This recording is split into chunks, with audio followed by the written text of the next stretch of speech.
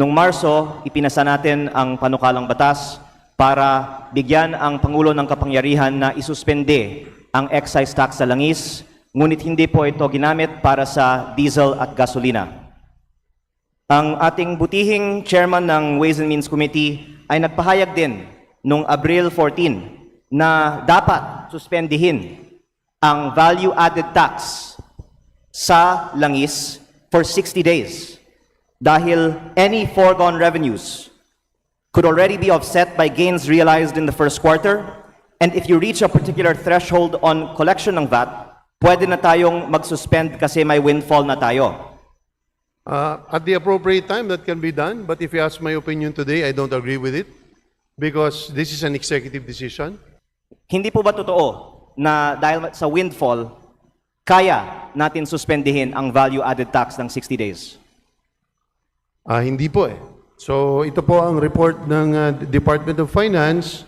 Pero para sa akin, ang dahilan kung bakit sa naniniwala akong dapat siya masuspinde ay hindi dahil sa windfall, but really, more importantly, it was in my mind needed by the people at that point in time, regardless of whether there was a windfall or not.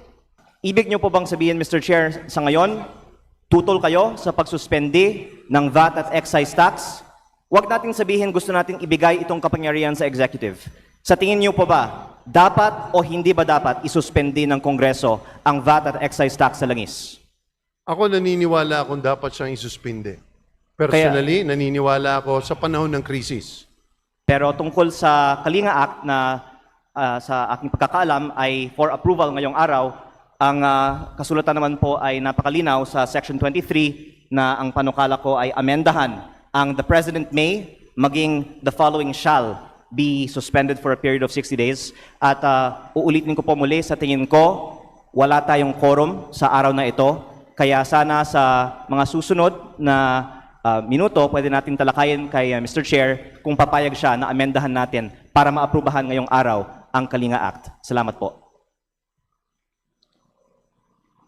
Mr. Chair, Mr. Chair, it's either you question the quorum or not. Pwede tayong mag-roll call ngayon o mamaya kung gusto Session niyo. suspended. Hindi tinitreaten tayo dito sa ganyan, di ba? Call a spade, my friend. Ano, pwede natin Session suspended. Session suspended. pabilang ngayon. Session suspended.